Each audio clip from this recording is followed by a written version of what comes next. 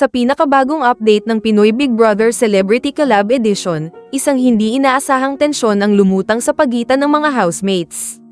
Isang mainit na talakayan ang naganap patungkol sa isyu ng respeto, pag-uugali, at tamang pakikitungo sa loob ng bahay ni Kuya. Sa gitna ng usapan, naging sentro ng atensyon ang mga kilos at pananalita ni Charlie, na tila nagdulot ng hindi pagkakaunawaan sa pagitan ng ilang kasamahan niya. Pinagmulan ng tensyon. Nagsimula ang lahat nang mapansin ng ilang housemates na tila may pagbabago sa ugali ni Charlie. Lalo na sa pakikitungo niya kay Ivana.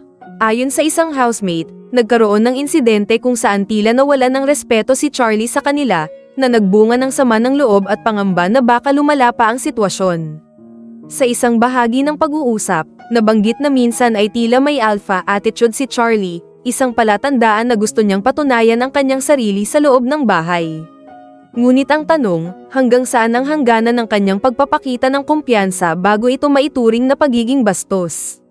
Ayon pa sa ilang kasamahan niya, tila sinusubukan ni Charlie na maging matapang at makipagsabayan sa mas nakatatanda, ngunit hindi ito palaging epektibo.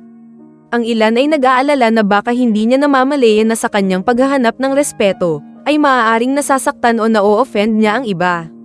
Reaksyon ng mga housemates. Ang usaping ito ay nagbukas ng mas malalim na diskusyon tungkol sa tamang paraan ng pagpapahayag ng damdamin sa loob ng bahay. May ilan na nagsabing dapat bigyan si Charlie ng pagkakataon upang mapagtanto ang kanyang mga kilos. Habang may iba naman na nagsabing mas mainam kung kausapin siya ng mahinahon upang hindi na lumala ang tensyon. Isang punto rin ang naibulalas ng isa sa mga housemates na maaaring hindi rin ganap na kasalanan ni Charlie ang mga nangyayari. Baka ang kanyang pagiging straightforward at matapang na personalidad ay isang paraan lamang niya ng coping sa pressure ng pagiging nasa loob ng PBB house. Sa isang kapaligirang puno ng pagsubok at matinding emosyon, hindi malayong magkaroon ng mga di pagkakaintindihan, lalo na sa isang reality show na sinusubaybayan ng milyon-milyong manunood. Ano ang susunod na mangyayari? Ngayon, ang malaking tanong ay, paano makakaapekto ang isyong ito sa samahan ng mga housemates? Magkakaroon ba ng isang malinaw na resolusyon, o magpapatuloy ang alitan?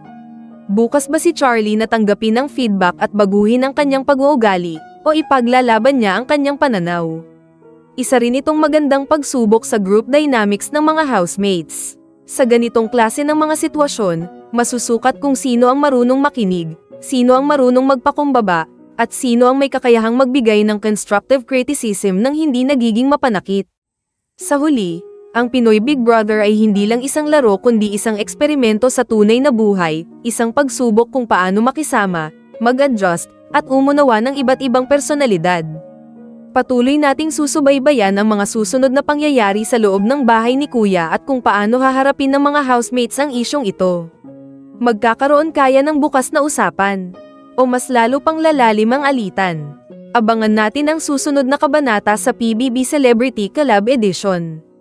Sa unang task ng PBB Celebrity Collab Edition, hindi naiwasang makaramdam ng matinding emosyon si AC matapos siyang magkamali sa isang mahalagang bahagi ng hamon. Habang kinakabahan at nagmamadali, nadulas niya ang battery mula sa lalagyan nito, na naging sanhi ng pag-disconnect ng koneksyon. Dahil dito, hindi umilo ang bituin, isang mahalagang bahagi ng task na kailangang magtagumpay ang kanilang grupo.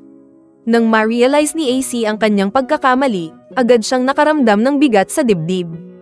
Ang excitement na naramdaman niya sa simula ay napalitan ng lungkot at frustration. Habang bumabalot sa kanya ang pressure ng kompetisyon, hindi niya napigil ang mapaluha.